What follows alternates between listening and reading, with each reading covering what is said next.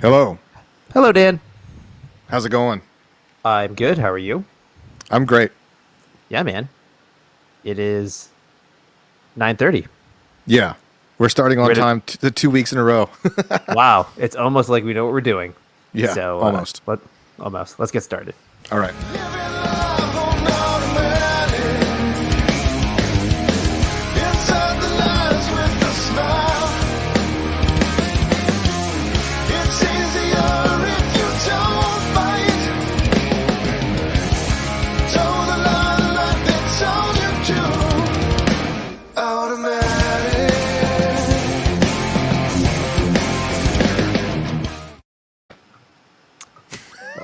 Oh yeah, buddy. This should be the podcast, episode 6, where we're talking about You masks and graduation songs. I asked you what we're talking about and you said Fauci stuff. So, Well, yeah, we'll get that, there. that could be the trending hashtag Fauci stuff. Hashtag Fauci stuff. Okay. So we were talking a little earlier. I'm really proud of that terrible Photoshop. I'm going to keep those going Yeah, as I best, think as best as I can. the cruder the better.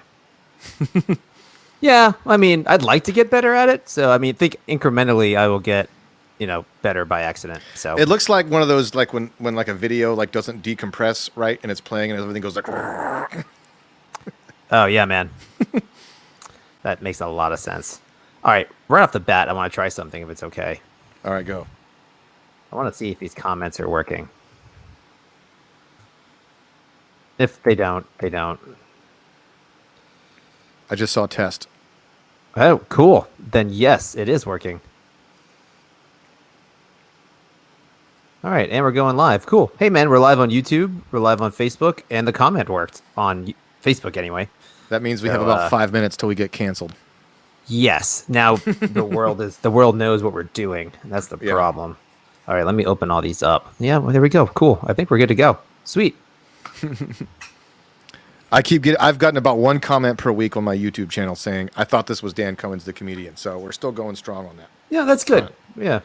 We don't need anybody to really know who you are or he is. It's good at being confused. I looked a little bit at some of his stuff and whatever. He's funnier than me. So I'll give him that. I don't know. That's not hard. Ooh. Was there a fan on or something? Yeah, that was my air conditioner. That's what it was. That was that humming I was getting. Yeah, Thanks, I forgot. buddy. Yeah, You forgot to tell me that one. It was 90 degrees today. Nice.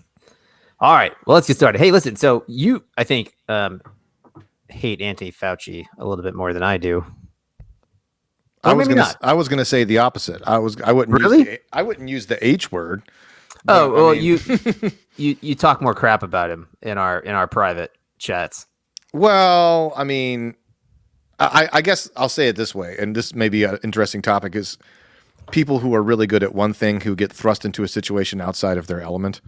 Yeah. I think I've always found that fascinating in whatever field it is. So I don't dislike him. He seems like, as a person, I just think that he is. You don't know him as a person. No, but you can tell about you can't people. Judge him. Okay. Well, I mean, I don't know.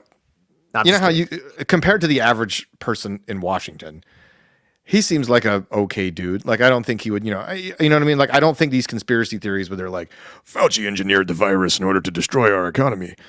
I don't think he has any nefarious goals or anything like that. I think he genuinely wants to help. However, there's, a lot of good road paving material towards hell, as they say, good intentions and all yes. that. So, yeah. So meaning like- so like- I like kind he's of good- I sympathize with the guy, Right. and it would be nice. I feel like maybe he doesn't have quite the stones to say what would be uncomfortable for people. Mm-hmm. So that's me sitting in my chair talking crap about a person with way more responsibility than I'll ever have. So Yes, that's for sure. with that as it said,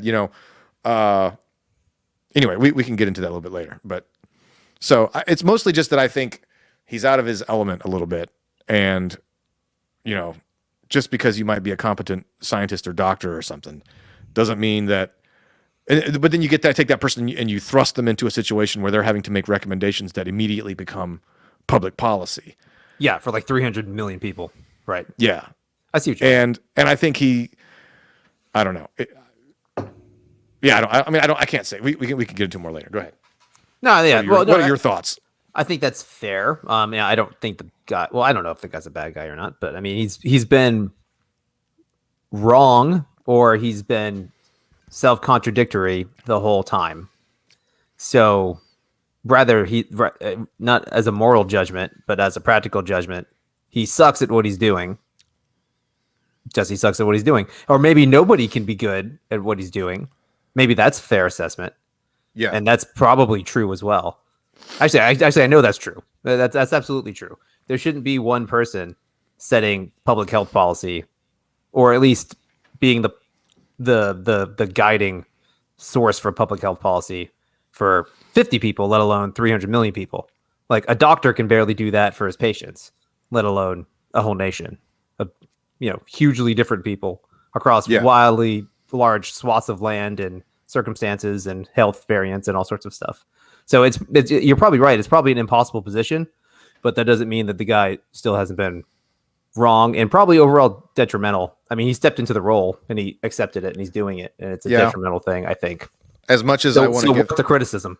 Yeah, I mean, it's like as much as I would say I give him leeway to be like it's a hard job. It's like, well, he's not being forced to do this at gunpoint, right? Yeah, so joke. Yeah, he knows when he's saying something that is not very accurate.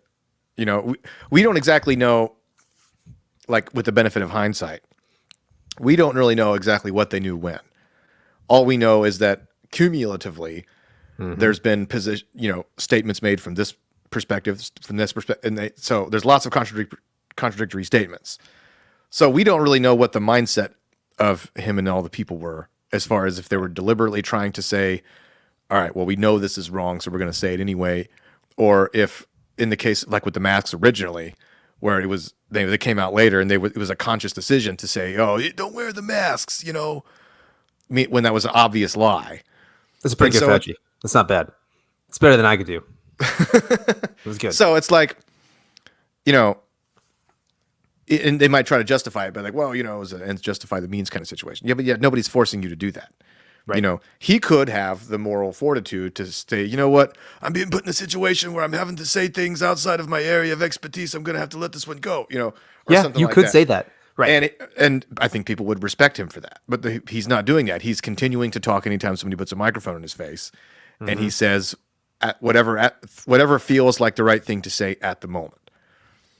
And that's a problem because this is not an exact science. Right. I feel like it's almost like he's scared to say we don't know.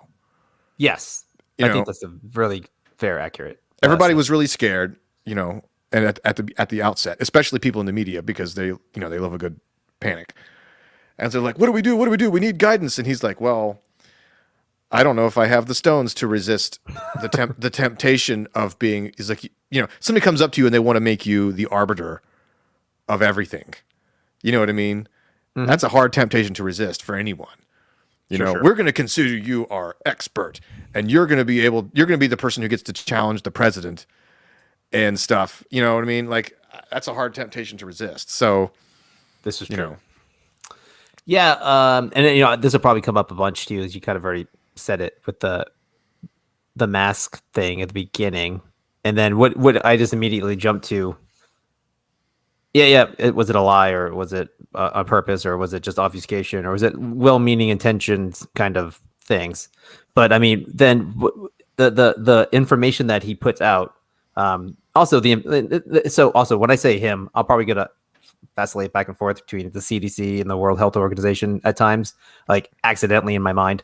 But that's what I'm gonna. And so this whole concept of an authority. So when they say something, if you were to contradict it over this past year, you were seen as an absurd, grandma killing, conspiracy theorist, anti-science nutcase. Right. And then literally weeks later, they would come up and say the exact opposite of what they said previously, where, not you and me, because we have no public profiles that make a difference, but there are people who lost huge, online presences like on Facebook, on YouTube, or got strikes on YouTube, or got not fined, but like lost their monetization for saying things that contradicted these guys who didn't have the stones or the wherewithal or the honesty to say, we're going with our best guess here, people. This is what we think. And that's being charitable, I think. Yeah. So, I mean, that's going to come up a lot. I just know that because that's what's frustrated me the whole time. Yeah. So maybe if you catch some anti-Fauciism in me when we're talking, it's the whole frustration of the overall cultural significance given to this dude and to these people, and then the hammer that drops when you go, I don't know, maybe not, maybe I don't agree with you, Right. and you're not allowed to do that. It doesn't necessarily make him a bad person, but it makes him kind of a crappy scientist. Yes. Yeah, right. He's never spoken out against that. Right. He's never gone, hey, man, again, we've already said this. He's never said, I don't really know. Take this for what it's worth with a grain of salt. He's also never said, there's a lot of people who probably disagree with me and you might want to listen to them. Like that's never come out of his mouth. Not once. Well, maybe I'm not. Maybe that's not accurate. I mean, it's certainly not the typical message. Right. No. I mean, no. He tends to basically the main thing that he backpedal. Well, not backpedals, but like he kind of pulls his punches anytime somebody asks him about another person who's like doing some ridiculously paranoid thing. Like there was this, I saw this interview where they were asking like, so they're doing like summer camps like this summer and they're forcing all the kids to like wear masks, like even when they're outdoors and stuff. And it's ridiculous. And so he's like, well, that does it probably sounds a little bit overly conservative, to our ears, but it's not that unreasonable. And it was just like he didn't have the wherewithal to be like, yeah, okay, I'm not saying these people are bad, but there's no science to support that. It's that ultimate like liability kind of mindset where it's like just take the most cautious approach at all times. Yeah, it's CYA all the way. There's no way. Right. It's not. Yeah. Like, I mean, it would be funny for the director of like national health to just go cuckoo bananas, just say that as a response. Yeah. But, that's not going to happen. Very few people get called out when they incorrectly predict a disaster, right? Yes. Like, but if you don't predict a disaster and a disaster happens, then it's like, who do we blame, right? So if somebody says there's going to be an earthquake next week, and then the earthquake doesn't happen, nobody goes and finds that guy and says, hey, you know what I mean? Like you said, there was going to be an earthquake and it didn't happen, so we're going to string you up. But if you say there will not be an earthquake and then an earthquake happens, and that's like, we got to have somebody to blame. So with these kind of people, it's like, well, if they're wrong on the overly paranoid side versus being wrong on the overly not paranoid side, clearly this one has more potential for blowback. Right. So, yes. I'm sorry, the other way around, but you know what I mean? Yeah. When in doubt, close. It's like school districts. I'm always complaining about how like in Durham County, because there's like an elevation difference between like North Durham County and lower, like anytime there's snow, it really much only affects like the top part. But the problem is the school district would like close the schools, and it's like 65 degrees and there's no snow on the ground in South Durham. But then up in Bahama, there's like, a couple of inches but they have to close all the schools because 3 buses can't get to these particular. So it's like, correct. Because then everybody kept complaining about it. They're closing the schools. And so then like one time, they were like, all right, fine. We're going to stop closing the schools at the drop of a hat. And then it just so happened that like a week later, there was like this crazy storm came through. It was like September. So it was like hurricane season. And there was like a tornado in Durham. And then somebody had some viral footage of like a school bus driving through like 3 feet of water. Like it's like 7 a.m. And everybody's like, our kids are out waiting for the bus in a hurricane weather. And then the school district person was like, oh crap, what are we going to do? How do we get ahead of this? Right. So I don't envy anybody in a government position where they have to like make one choice that affects all the people. So it's just tailor made for my worldview. Like this person shouldn't exist. So like, and I'm willing to give that benefit of the doubt, and I'm willing to give that grace there. But also, he's still probably a jerk. But I'm sure he's a nice guy in real life. It was funny because, like, I remember, like, you mentioned the masks, and that one is the most egregious thing. It really is. I mean, even if it was for the greater good, sorry, man, you can't lie to people for the greater good. It's just not. It's not good. It's not moral. It's not right. And like, he wasn't wrong about that. He wasn't mistaken. It was deliberate to say, you don't need masks. Don't get masks. And in the back of his head, what they're saying is, we want masks for the medical professionals. Now, if you had just said that, what's the problem with saying that? Just say, look, man, we need masks. People probably wouldn't have listened, and they would have hoarded the masks like they do with toilet paper. People hoarded the mask anyway, but that didn't matter. People still hoarded the mask. Yeah. And the problem is that it now, you remember there was a meme somewhere where it was like anytime somebody says, what would Jesus do? And it says, remember that chasing people with whips and throwing over tables is always on the table. It's always an option. Yeah. It's always an option. Right. And so it's like with this, it's like, okay, well, after this episode where they said this thing and it clearly was not accurate. Now the idea that anything they say could potentially be wrong with some ostensibly good reason behind it. So now we have good reason to believe that anything they say after this is suspect. Well, that's where I'm at with it, by the way. Yeah. I mean, like, I can't hear anything these people say without going, man, I'm not an expert in this, but there are some other people out there who are, and I'm going to listen. I'm going to look around for some counter stuff before I make my decision. Yeah. And that's just for me, for sure. Which is fine. Like, I don't. Yeah. Like, people say, like, they don't. Pretty wise anyway. I'm okay with the idea that they don't know everything because I understand that the world is a complicated place.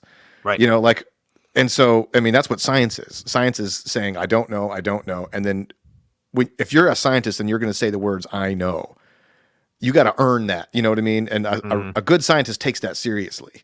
They know that, like, okay, well, I got to make sure. And that's what peer review is. I mean, that's what all this stuff. The scientific method is designed so that when you get to a sentence that starts with the words "I know," that you're not taking it lightly. So I mean, I would deal with this in my job. I fix computers and do networks and things like that, and I have learned, or at least it makes it easier for me. Like, I've learned that, like, I'm not going to say something like I know something unless I really do, and that may have costs in the short term. Like if somebody's asking me a question, they're like, well, when can we do this? Can we do this? Is this going to work? And I go, well, I would like to say I know the answer to that. I don't. I mean, I'm going to do my best, and here's what I think is likely. It would be easy for me to just kind of like fudge the truth a little bit and be like, oh yeah, it'll be fine. But selfishly, almost, I know that the blowback if I'm wrong is worse than if I could just deal with a little bit of uncomfortableness for the next 30 seconds. Say that, yeah, I don't really know the answer. I mean, nothing's, I can't predict. You know what I mean? Like, if somebody says my Wi-Fi is too slow, I'm like, all right, well, we can do what we can in here, but I can't control spectrum. This is true. So, I feel like the problem that these people have had is that they're, I don't know, maybe when you got 15 cameras and microphones all in your face, and there's millions of people waiting to make decisions, it's really probably be very hard to have the bravery to say, yeah, I don't know, and deal with that uncomfortableness times 1,000. It would be a very boring daily briefing press conference, because for a while there it was like daily, like Trump was up there, he was up there, and if he just went up there, went, I don't know, I got nothing, I don't know, we're working on it, we'll come up with something, which is Trump good TV. Trump would be the exact. It's funny that Trump and Fauci almost had sort of the same problem, but on different sides of the coins, because Trump would have, he has no problem saying, oh yeah, this is definitely what it is. Right, with like, no proof at all. I was like, isn't there a thing where we can take UV light and put it in you? Like, in you. And then it'll kill the virus? And he's like, no, I don't know. I don't, we haven't talked about that yet. I'm not sure what you're talking about. He's like, I read it somewhere. All right, but back to you. No, but did you hear that then the company that there was right after Trump said that? He was right. He was right. That beautiful son of a bitch. He was right. And that the company that does tech, I mean, he wasn't phrasing it right, but there is some science, and the company that does that was like, actually, we've been working on some of that, and then they got booted off Twitter. Yeah. No, all that, yeah, exactly, right. So it's like the hydrochloroquine thing, whatever. That came out, and like Trump was pushing it, and the media just went, nah, Trump's retarded. You cannot listen to him. You will die if you take that. And it turns out it's actually. And then there was a lady. Did you hear about the husband and wife? Oh yeah, well that lady just wanted to kill her husband. Yeah, that's my theory. She's like, have this fish cleaner, honey. Look, Trump says. For people who don't know what that was, there was a lady who hydroxychloroquine, and then she looked in her pantry and saw there was a box that had some hydroxychloroquine, but it was fish tank cleaner, right? Yes, yeah, exactly. And so I don't remember if it was like she took it and then she gave some to her husband or vice versa, but the husband died. And well, did he die? I think one of them died. I think he died and she got really sick, but I could be. That was over a year. You think ago. it was like during the Princess Bride, like the whole cup exchange scene? Like which cup is it? I don't know. Like, There's a couple different versions that it could be, but I think you're right. I think he did die. if you wanted to kill someone, that would be a. That's. I mean, especially if he was like a MAGA dude. His last words were just like MAGA, and he died. He's like the Donald really let him do. Stop. That was too. Oh, Dan. Well, he'd be a prophet if he did it then. That was like last spring or something, spring or early summer.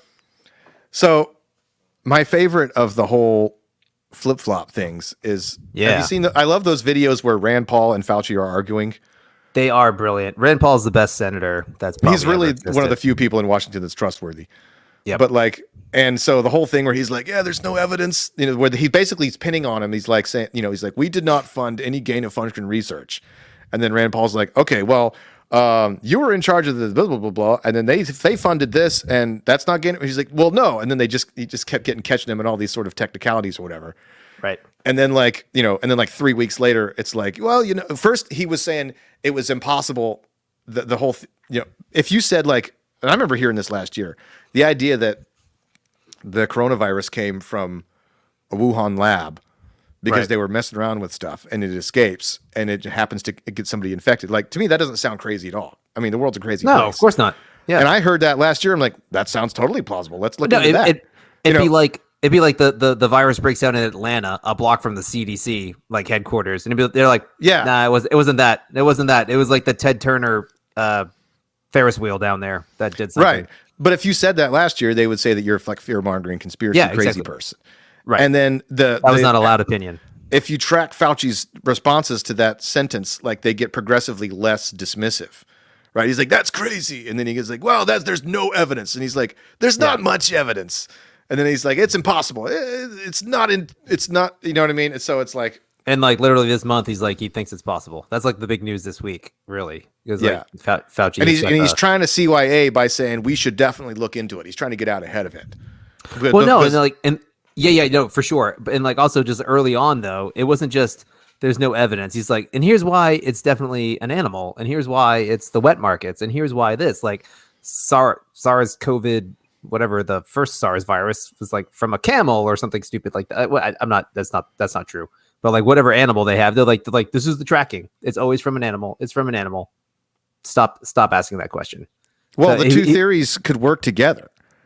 I mean, like the idea that it was some sort of because my very, very basic understanding is that we don't really have the ability to like completely synthesize a virus, right? But what we can do is we can mess around with viruses that do exist with the cellular structure and come up with ways of making them more or less infectious and all this kind of stuff. And so, that's what they were doing. And to be fair, it's possible that all these people are doing this for the good of mankind, right? Well, if we understand how it works, then we can understand how to fight it.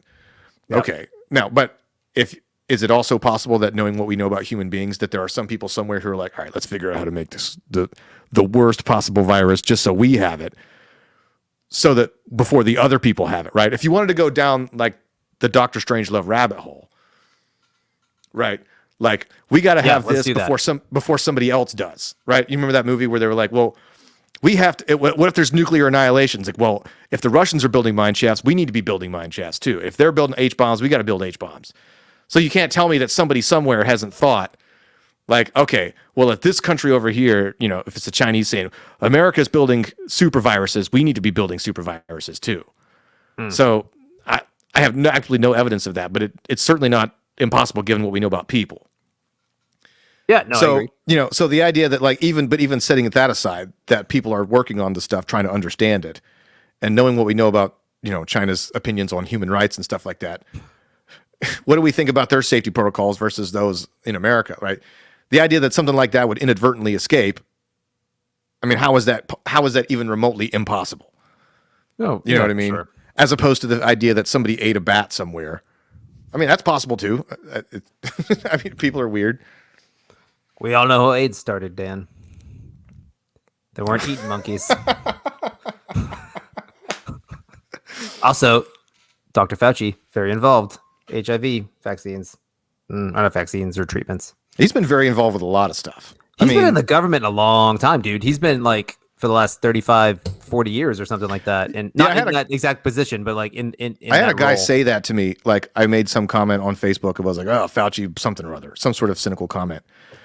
And the guy was like, well, he's been in public service for decades. So, the guy knows what he's doing. I'm like, those two halves of the sentence don't necessarily go together. Like somebody's 2 words, Joe Biden. By that logic, Joe Biden should be like the lion of America.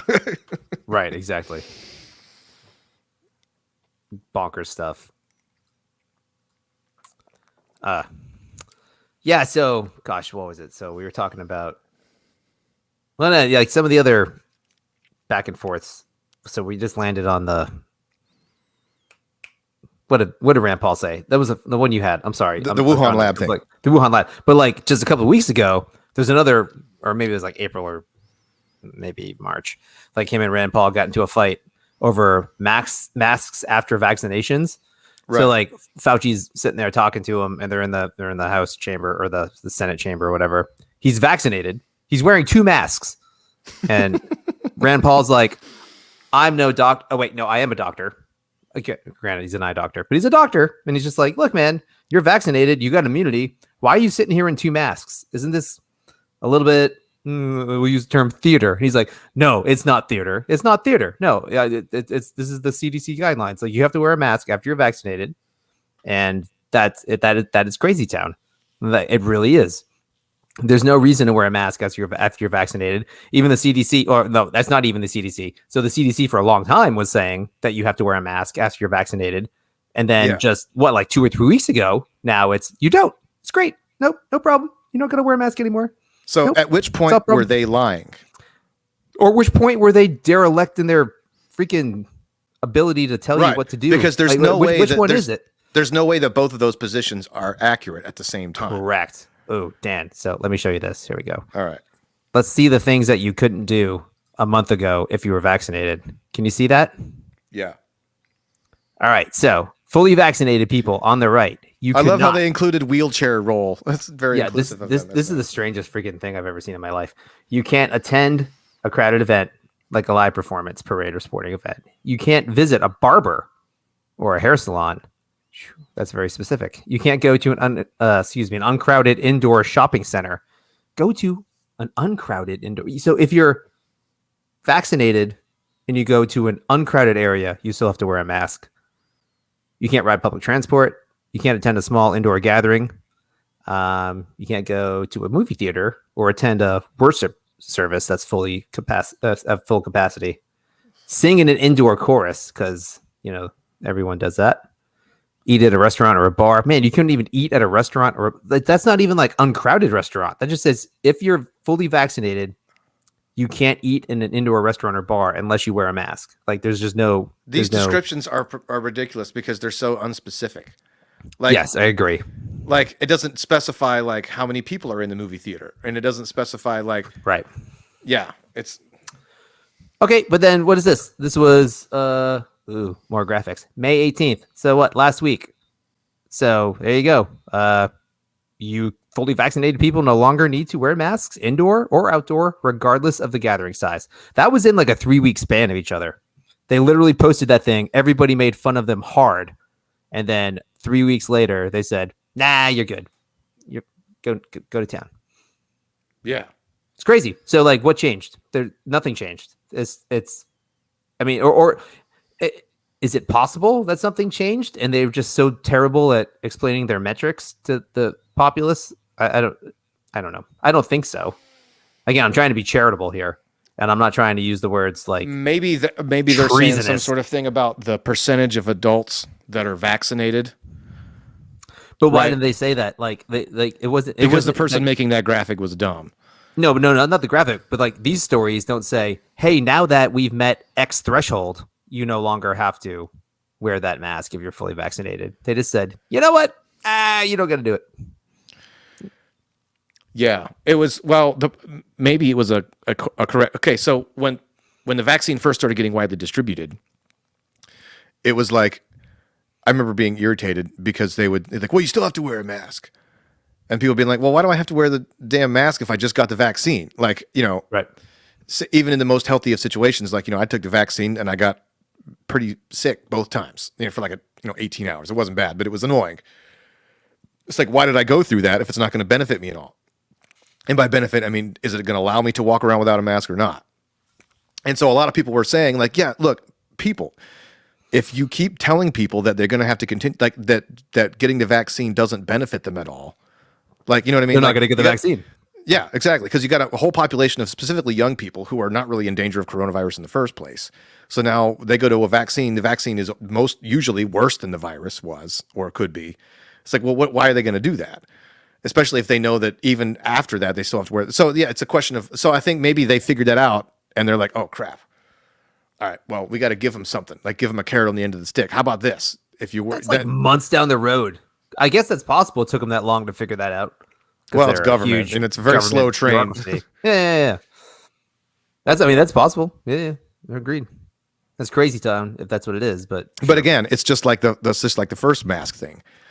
You're clearly, anytime that you go whoosh on an opinion, what you're doing is demonstrating that, you go from one extreme to the other. Both extremes can't be true at once. Mm-hmm. So you're basically proving that the idea that you're saying something that's not true, they're just reminding people that they have a capacity to do that. They're basically telling people, don't trust us or always be skeptical, which you and I are always skeptical anyway. But, by that point, they've already created a whole army of, I mean, so what's been your experience about like people now that they say that you can't wear masks, like, or that you don't have to, like the people who are still paranoid, it's a hilarious cognitive dissonance, right? I don't know anybody.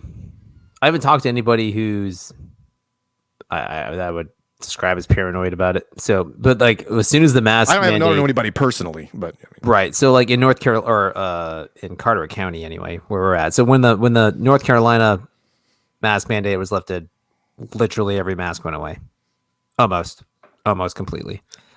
So like you go to the, it took a little bit longer here, but it was pretty sudden. I was actually surprised. Like I think we talked about it. Like I didn't even know what was going down on a Friday. And I had kind of not been wearing a mask for like 3 weeks. Just going, I'm going to stop wearing it where I know I'm okay and I'm not going to freak anybody out. Like at hardware stores, like places like that. I was at a grocery store. I knew it didn't matter. And I walked in there. I was like, holy crap, there's a lot of people in here just completely not wearing a mask. And then like on the way home, I realized that's what happened. I was like, oh, look at that. Today was the day. So yeah, but it's been open. It's been way less. And like our church is opened up with now masks that are optional. And there's a few people that choose, and there's a socially distant section. That's good for them. And they're comfortable there. But like the rest of the crowd is crammed in tight, baby, without a mask. That makes total sense when you think about churches with like large, like elderly populations and stuff like that. Mm-hmm. It's like, yeah, if your grandma or somebody who's been going to church her whole life wants to go, but you're like, she's had that lung thing a few years ago. Yeah, man. That makes sense. Let's have an area for them to be a little bit more. I mean, yep, that's just prudent. Yeah, it took a little bit longer here in Durham. I remember like, I felt like a trailblazer because I heard the news. And I'm like, oh, well, that's interesting. So I would just walk around with a mask in my pocket and just see who said something, and nobody has so far. And then as with each day, it's getting less and less. And so like I went into Lowe's to get some stuff, and it's probably about 40% of the people. And I like walked, you go into like the Sheetz gas station, nobody cares. And then the test was I went into Target, like, I think it was like Saturday. That's a good one. And, that was even like, it was a couple days ago and it was still 95% masks. Mm-hmm. Like people of all ages, like little kids, cause this, the demographics of people who go to Target. But it was like, I had my kids with me and I'm like, I brought 3 masks just because I didn't want to make a scene in case somebody said something. I could feel the stares.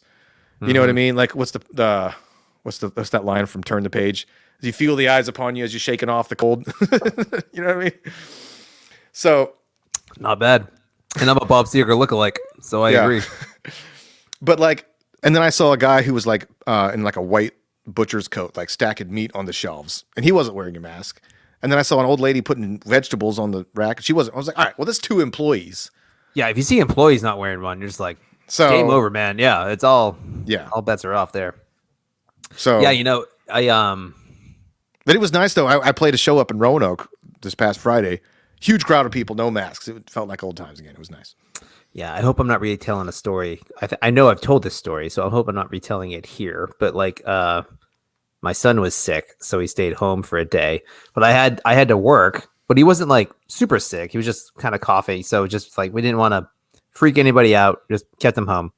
But I was like, I gotta work, so you're coming with me. We gotta do a couple errands. I gotta do a sales call. Sit in the truck. You'll be fine. But like we were walking into Lowe's. I do that frequently.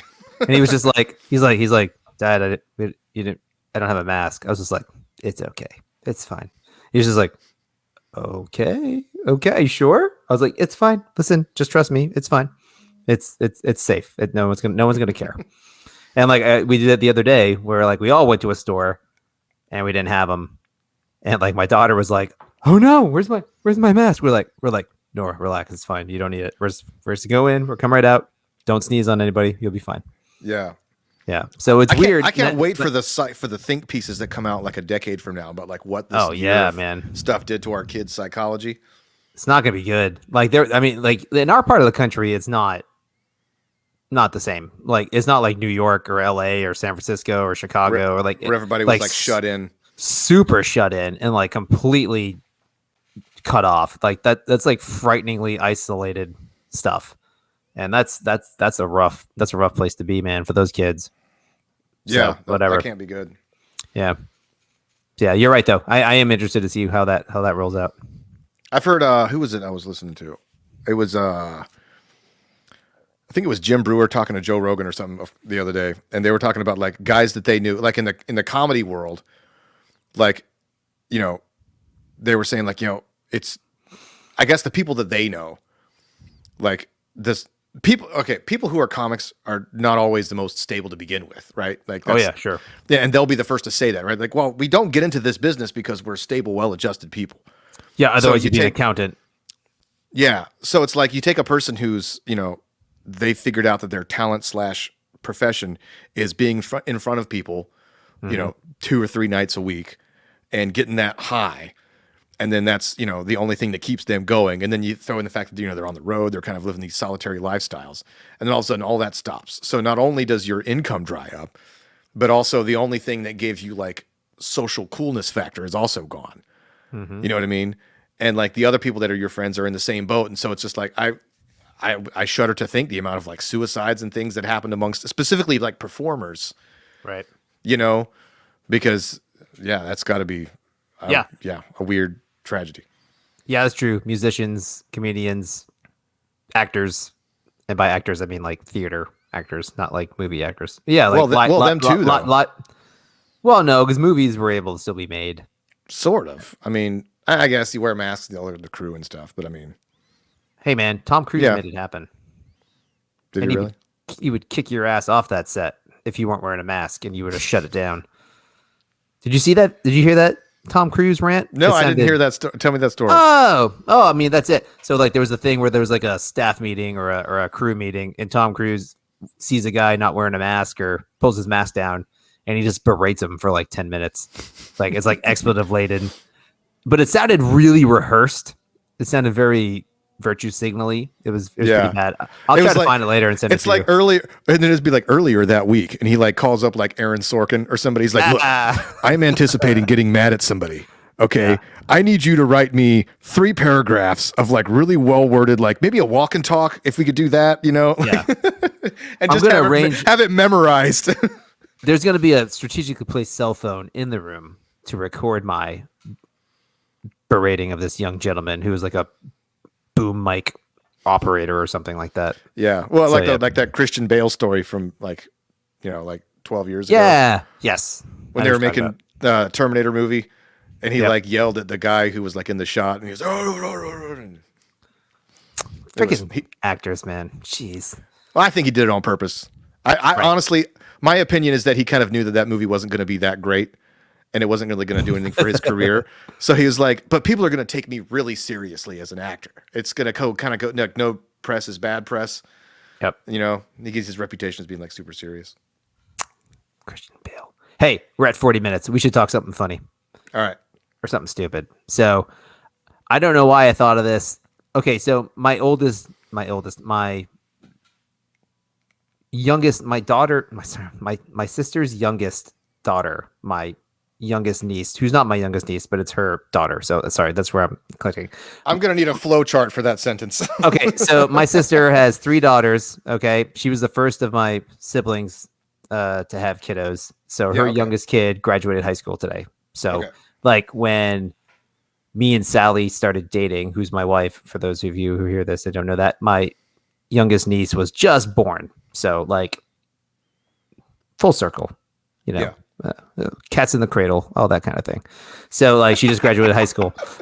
So I was texting with her a little bit, and I was just joking about graduating high school, congratulating her and telling her I'm proud of her and I love her and I miss her. And I sent her the time of your life thing. I was like, the obligatory graduation song. And then I immediately felt 100 years old, because I don't think that's like the obligatory graduation song anymore, but it's still a graduation song. So we got a list here.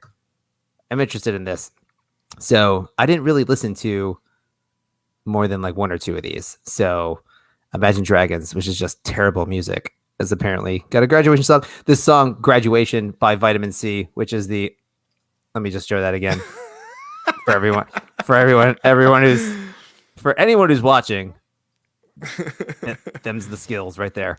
So that song that one came out when we were in high school, right? Yeah, that's like, she's like 99 Disney princessy Pop Tart Britney Spearsy wannabe kind of thing. That era. Not that she's like a Mouseketeer. I don't know if she was, but like, it's that era. Who, the Vitamin C girl? Yeah, exactly. Like Vitamin C, Pink, Mandy Moore, Britney Spears, Christina Aguilera. I mean, those are all slightly different, but no. But the time frame, all the same era. Right. That like that TRL era of stuff. You know what I mean? MTV still had music videos and the countdown and all that stuff. But then that song's explicitly written for graduation. So that song is just a money grab. Another one of those horrendous Paco Bell Cannon ripoffs. Yeah, exactly. So there's that. But also, again, there's that Green Day song. It's still there. It's still on like one of the top graduation songs. And that's just funny to me because it's always time of your life. And everyone's just like, oh, it's so good. Like another turning point, a fork stuck in the road. Time grabs you by the wrist and directs you where to go. It's very poetic. What was that song written about? It's like a breakup maybe or something. Yeah, we'll get there. Yes, it was written about a breakup. It has nothing to do with high school. It's got nothing to do with high school. It's got something to do. I feel like it's one of those things where the cynicism of the song got lost on a lot of people. Yeah, like they didn't realize that the song was called Good Riddance. Well, yeah, exactly. So here you go. It's Green Day, but everything is always time of your life. But like again, like you just said, Good Riddance. Like this song is called Good Riddance. Like that's what it's called, and in it's time of your life. I just had like a flashback. I remember like I think it was your birthday, like 9th grade. Literally like 8 people all sitting around at your house. Yes, passing the guitar around, trying to figure out how to play that one. Doom doom bear doo doo doo boom doom dare, and it's everybody would get mad. And I think you were like the only person who could do it at that point in guitar skills. Brilliantly, there were so many people that went dun dun dun dun, fuck, dun, dun, dun, dun, which is the actual right. There was, or probably since we were at a good Christian school, there wasn't a lot of F-bombs dropped, but yeah, I remember that. That's very true. I have a vivid memory of that. We were all hanging out. I had gotten this cheesy Epiphone Les Paul crappy guitar. Yeah, and like a little single speaker Marshall amp thing. So that was fun. I remember that. I played that song with my parents at restaurants. And the thing is that for some reason I had trouble Googling the lyrics or whatever. I just listened to it off the radio, or we did. And so we had the lyrics all wrong. Yeah. I don't remember what we thought the lyrics were to like some of the verses, but they weren't what. It's actually very few lyrics. There's only 2 verses.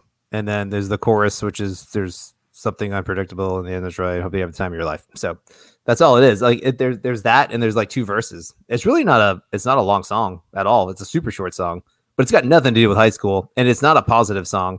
And the song's called Good Riddance. So I also hated high school. So I wish that had been I'd say our high school graduation. I didn't graduate with you because circumstances. And then that's right, folks. I dropped out of high school. I'm homeless. And nah, that's not true. And But now I run a small business. yeah, but it was funny because I didn't. All right, so I didn't go. Obviously, I didn't graduate with you. I went to another school, and I graduated early because, like, at Gramercy, there was no electives. You That's just right. did. I forgot about that. Yeah, you had core classes. That's all it was. So I had to take like 2 courses, and they were like government and environmental studies and like an English class. So I was done, and my mom's like, "Oh, cool, you can come back in like 4 months for graduation." And I was like, "Nah, that's not going to happen, Mom." I was like, "I'm out of here. I'm done. I'm never coming back. I didn't like high school. I don't need to walk this thing." But I went to Sally's the year later, not with Sally. I went actually to go see another friend, and the dude who they sang this song as their song in like a different key, like capoed up like 4, because apparently he couldn't sing in the Billy Joe Armstrong Green Day range, which is like gutter punk, and you can't pull that off. I don't know how, but that's just how it went down. That's funny. I don't know. Maybe it's just he was more of a falsetto, but it was good. But I remember that I was just like, God, this song's not a graduate. I remember thinking it then. I was just like, this song's not a graduation song. It's not good. It's not good for that. I hated, like, this is bad, and the stop here is abrupt, and we're moving on, and F it. It all sucked. So good riddance. It's done. And I don't need to think about this again. Yeah, it's maybe you could, but the music is so like it feels very sentimental, especially with the little string quartet in there. It's definitely sentimental. Yes. Yeah. Right. So it strikes me that like that was an ironic choice on their part, and everybody else it was like whoosh, they missed the point. You know what I mean? They missed the point. Yes. Well, see, and that's why it's funny because when I hear it, I go, it's the perfect high school graduation song. Because high school sucks and it's stupid and it's pointless. It's so ridiculous. It's ridiculously sentimental and cheesy. Yes, and like you have all these memories about it, and you're like, oh, it was so great. No, it wasn't. It was terrible. It's not good. It's not. It's you liked it only because you knew no better. You knew better. You knew no better. Right. And then it's sad when there's like people our age are like, high school was the best time of my life. Like, dude, you gotta move on. Go join a bowling league or something. Like, do something else. Get out of high school. And I don't think there's that many people who really, well, maybe there are, and maybe that's just a terrible stereotepe. And that's not. I've known some people. I've known like and I won't name names or whatever, but like people who are older. In the text chat, you will. I want to know names. Dan is naming names. No, but your high school and our high school was like 7 people. So this is good. Well, I'm not talking about any of those people, but I mean like people I've known like in Durham. Like I remember I forget who I was talking to the other day. It was like I remember being like I was playing a gig and I saw this like group of birthday people. Like it was like a 30 people wide group of like a birthday. I'm like I don't know how much work it would take for me to organize 30 people to come to a birthday party. Because it's like everybody I know like lives all over the place, right? And like even the people I know who I don't necessarily like all those people, but it's like every single one of these people lived in the same town and they're all in their 50s and they never moved away. And it was like, the idea that they have these social structures, like everybody became great friends. The guy who was the alpha male in 1978 is still the alpha in 2018. Huh. And the same, you know what I mean? And I remember overhearing some stories and it's like, yeah, well, she always had a thing for him, but he married her over here and they were, sweethearts. I'm like, what decade are we in? Like, that's weird, man. It's this whole, like, I feel like there's a whole subset of the population that like, it's like those, I've said this before, like those people who never discover a new band after the age of 20. Yeah. Like, I look, when I was in high school, I liked Boston, Van Halen, Aerosmith, and Eddie Money. And there's no new bands after that. You know what I mean? And it's like, that's people are with their social structures. You know what I mean? And so like when your brain is still forming and you're like all the rush, and it's like, I fell in love for the first time, or I thought I did. And then like, you know what I mean? You're like all that drama and it like cements itself, like a sedimentary, like almost like when a volcano erupts and there's like a layer of sediment in the ground and it's permanently in the record. That's how people are with their graduations. Yeah, that's really good. I think I agree with that. Yeah. That's funny, man, because it's goofy too, because like we're high school friends, and our other friend Jeremy's a high school friend, and we all still talk. And then when we talk about high school, we joke about it, but it's never like, man, we had it all together. Like it's normally like that was the dumbest thing that ever possibly could have happened. Yeah, and that's not a knock on anyone specific, but it was just like, well, nobody knows what the hell they're doing with themselves. Exactly. When they're 17, 18. No, so there's the no idea that you would hopefully, if your life is going well, or like if you're doing things with your life, hopefully you're not looking back wistfully at the age of 18, being like, that was when things were great. right. 'Cause that means Right. you haven't done anything in the intervening decades. Exactly. Yeah. So it's one thing to look back fondly and to have good memories, but it's one thing to pine for those as days gone by. That right. I agree. It's like the theme song from Cheers.